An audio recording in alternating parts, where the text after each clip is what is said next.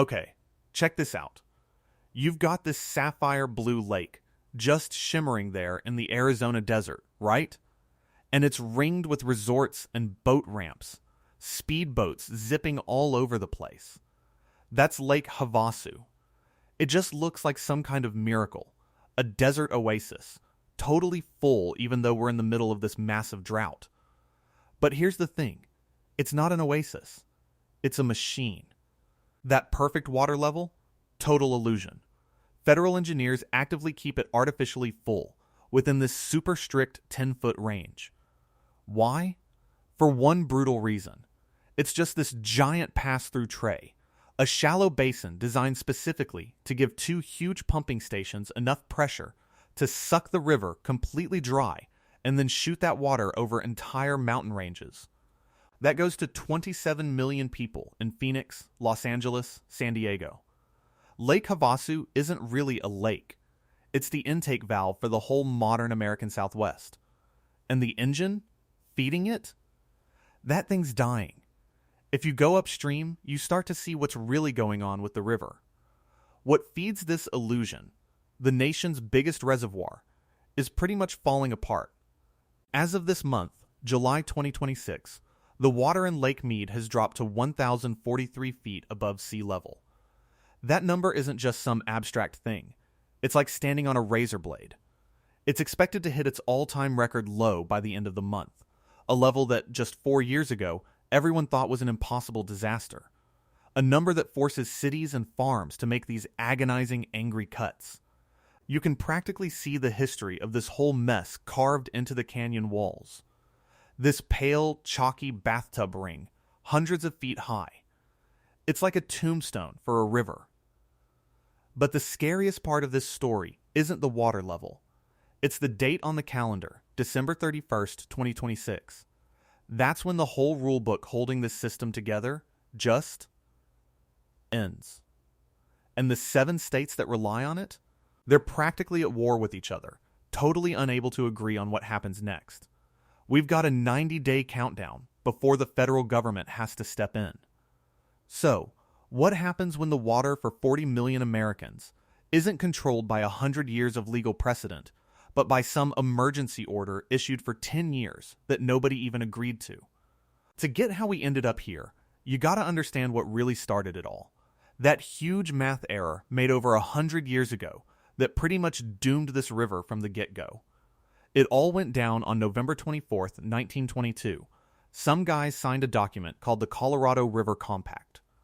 They drew a line on a map at a place called Lee's Ferry, Arizona, and basically cut the river in half. An upper basin and a lower basin. They dished out 15 million acre-feet of water, split it perfectly evenly between them. It was this gentleman's agreement, based on the best data they had at the time. The problem? That data was wrong.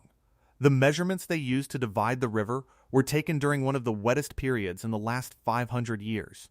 They measured a flood and called it average. The river they were dividing on paper just didn't exist in real life.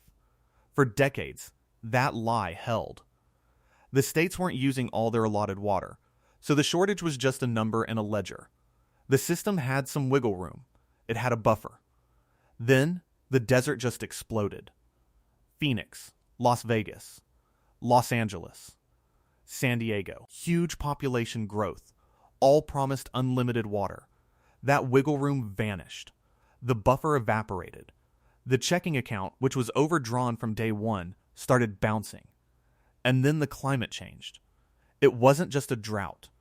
Brad Udall, who's a senior climate scientist at Colorado State University, and a lot of other people have a much harsher word for it: aridification. A permanent shift to a hotter, drier normal. The mega drought that started around 2000 wasn't some cycle. It was the new reality kicking in. The river shrunk. Average flows just tanked. That century-old math error slammed into a 26-year dry spell, and the whole system started to fall apart. This is the bit the headlines miss. The political fight that's now threatening to rip the West apart isn't about greed. It's about survival. It's a fight between two geographies, two histories, and two totally different realities. On one side, you've got the lower basin states, mainly California and Arizona. Their argument is all about history and the law. J.B. Hamby, who chairs the Colorado River Board of California, he's their main negotiator. His stand, and by extension California's, is that they have senior water rights. First in time, first in right, they say. They built their cities and their huge farms based on these legal promises. For them, asking California to take the same cuts as other states is like asking a bank's most important creditor to take the same hit as some risky junk bond holder. It just throws the whole hierarchy out the window. They're defending a legal framework that's been around for 100 years. J.B. Hamby, playing it cool and diplomatic, talks about making a plan where everyone commits to the solution. But what he really means is you can't just erase a century of established law. In the other corner are the upper basin states, Colorado, Utah, Wyoming, New Mexico. Becky Mitchell, Colorado's river commissioner, is their main voice. Their argument is about physics and fairness. They live where the snow falls. Their water use is naturally limited by how much water there actually is. They can't just make water appear out of nowhere. From their point of view, they've been living within the river's means. They watch the water they're legally supposed to send downstream from Lake Powell get used to fill swimming pools in Phoenix and grow alfalfa in the California desert that ends up shipped to Saudi Arabia. They argue that the lower basin, especially California, just uses too much water, that their whole civilization is built on that original mathematical screw-up. They think they shouldn't be forced to dry up their own farms and towns, basically, cut their own future, just to support what they see as unsustainable overuse downstream. And stuck in the middle is the federal government.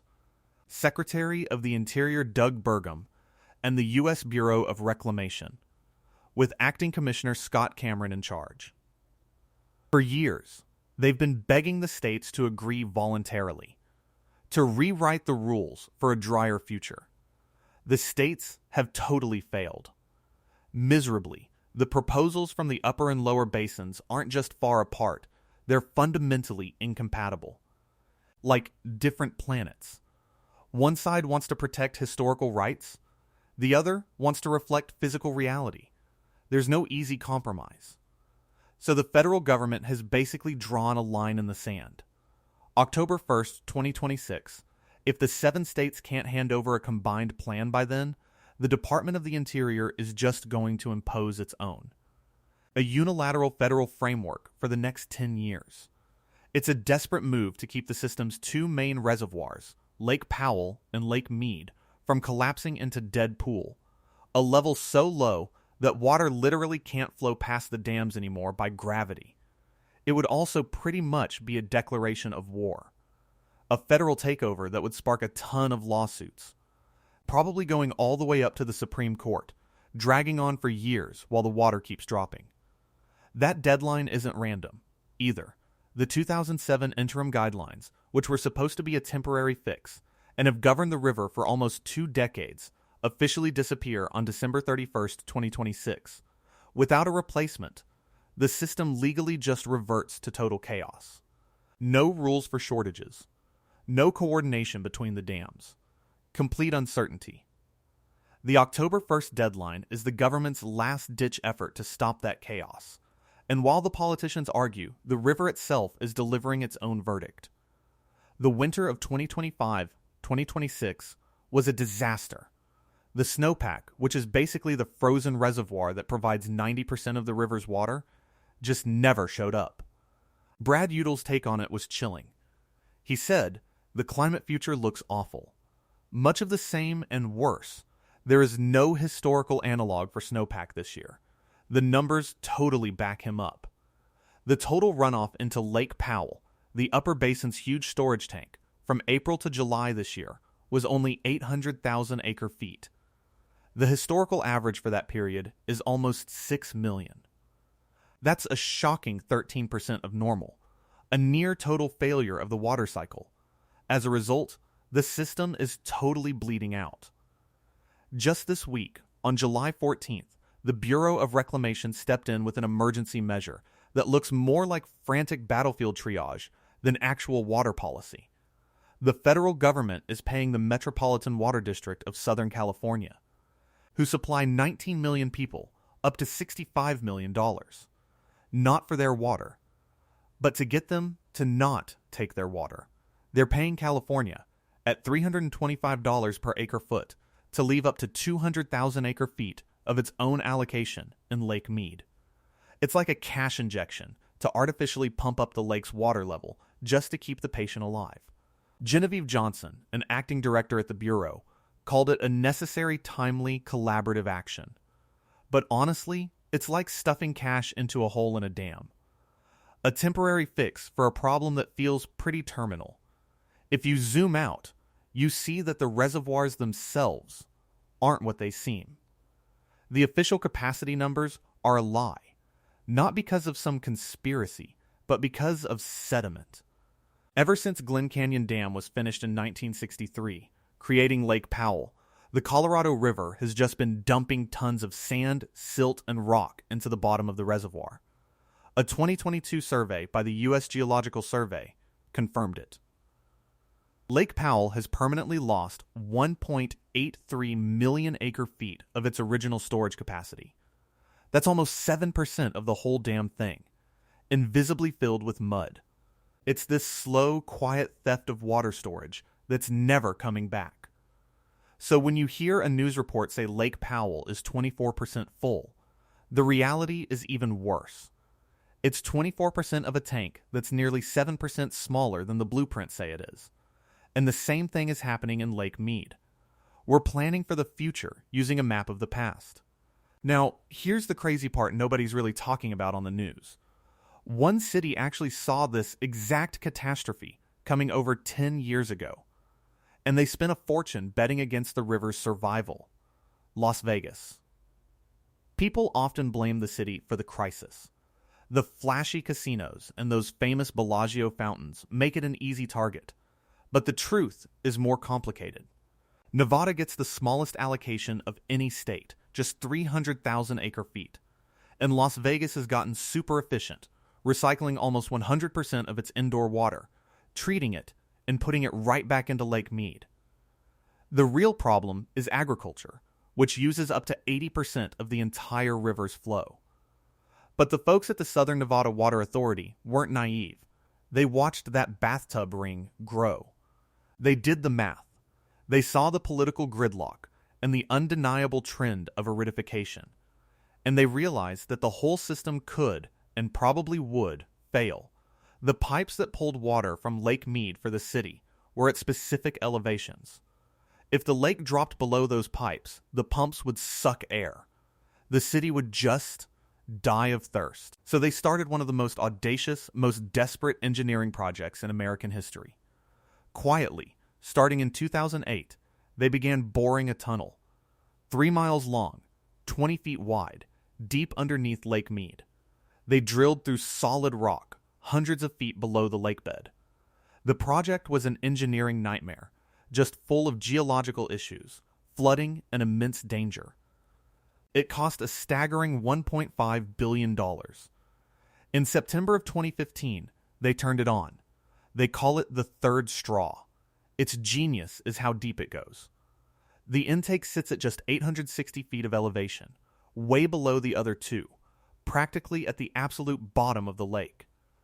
It's a doomsday tunnel, honestly. Lake Mead hits dead pool at 895 feet, which is when water can't even flow past Hoover Dam to Arizona, California, and Mexico anymore. But even if it hits dead pool, Las Vegas's third straw will still be way underwater. It can, with its massive pumping station, pull water out of a nearly dead lake. Think about what that actually means. If the worst happens, if Lake Mead collapses, the water gets cut off to the Central Arizona Project, starving Phoenix and Tucson. It gets cut off from the Metropolitan Water District, forcing Southern California into crazy rationing. The hydropower turbines at Hoover Dam, which power 1.3 million homes, will just go silent. But the lights will still be on in the casinos. The faucets in Las Vegas will still have water. Las Vegas bet $1.5 billion that its neighbors would run out of water before it did. And they are seriously about to win that bet. The crisis is even deeper than you can see.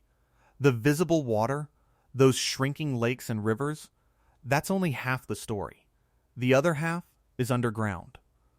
For years, hydrologists knew that farmers were pumping groundwater to make up for their shrinking river allocations.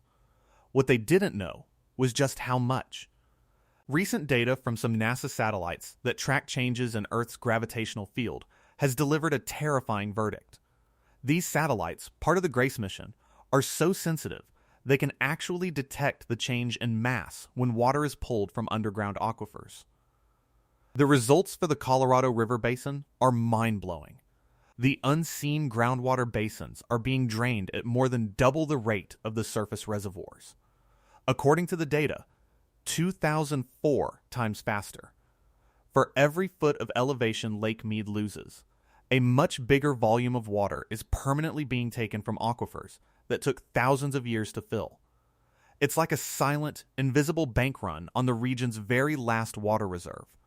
And unlike a reservoir, an aquifer doesn't just refill after a few good snowy years. When it's gone for geologic time. We're not just draining the river, we're draining the earth beneath it. This whole thing started with a lot of arrogance. The idea that we could somehow tame the West's most powerful river. It all began in 1936, when Hoover Dam was finished. A huge concrete and steel monument, rising 726 feet from the canyon floor, showing how much a nation wanted to conquer nature. For the first time, the Colorado's violent spring floods were controlled. Lake Mead started to fill, holding the river's extra water, promising a stable supply for desert cities that weren't even built yet. It was an amazing feat of engineering. Then, in 1963, it happened again. Glen Canyon Dam was sealed, blocking the river even further upstream. Its purpose was different. It was supposed to be the upper basin's battery, a way to store water and make power, making sure the upper basin states could meet their legal duty to send water downstream to Lake Mead, even in dry years. Lake Powell formed behind it, a beautiful, sprawling reservoir that submerged one of the most spectacular canyon systems on Earth. Together, Hoover and Glen Canyon dams were the two main pillars of a new way of life that relied on water. They also hid a big lie. For decades, their huge storage capacity, the two largest reservoirs in the United States, hid the basic imbalance. They allowed us to use more water than the river actually provided, just pulling from savings year after year. Now, that account is almost empty. The whole machine is breaking down. At Lake Powell, the water level today is 3,524.32 feet.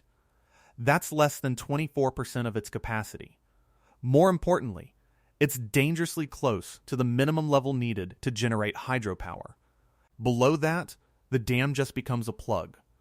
A concrete cork in a canyon, holding back a shrinking pond. The same threat hangs over Hoover Dam. Less water means less pressure, which means less power. This crisis isn't just about water. It's about electricity for millions. The risk of widespread blackouts across the Southwest isn't just talk anymore. So now, 3 big questions are hanging over the 40 million people who depend on this river. There's a political question, an engineering question, and a huge existential question. First, how is the federal government going to divvy up the pain? If the states can't agree by October 1st, who will Secretary Burgum's emergency plan favor? California's historical rights or the physical reality that Colorado is pushing? That decision is going to feel like a betrayal to somebody, or probably both sides. The legal fight that follows could totally paralyze the system for the very decade the plan is supposed to fix. Second, can these dams even work in the future we're heading into? They were made for a 20th century river. Now they're operating in a 21st century climate. Sediment is clogging them up. The water levels are too low to make power efficiently. Projects like the Las Vegas Third Straw are basically admissions of failure. It's saying the original design just isn't viable anymore. We're patching up a system that might need to be completely rebuilt. And finally, what does it truly mean to build a whole civilization on a dying river? The Colorado, even with all its dams and aqueducts, is a finite resource. The climate isn't going back to those wet years of the past. The population isn't shrinking. The basic mass balance problem, which means we've allocated more water than actually exists, can't be hidden by full reservoirs anymore. Cuts aren't a temporary emergency. They're the new normal. The river is already gone at its end. For most of the last 30 years, the Colorado hasn't even reached the sea. Its delta in Mexico, which used to be this lush wetland full of life, is now just a parched, salty desert crack. A ghost of a riverbed. The water that used to flow there? It's been rerouted. Diverted at Lake Havasu, lifted by massive pumps. It travels in giant concrete canals, like the Central Arizona Project, this 336-mile artery pumping life into Phoenix and Tucson. It travels through the Colorado River Aqueduct, a 242-mile trip across the Mojave Desert to keep Los Angeles going. That water, which belongs in the Gulf of California, is right now flowing from a showerhead in San Diego. It's watering a lawn in some gated community in Scottsdale. It's cooling a data center in a Las Vegas suburb. It's a captured river. Its destination no longer the ocean, but a million faucets spread across a desert it was never meant to sustain. And every single day, the source just runs a little bit lower.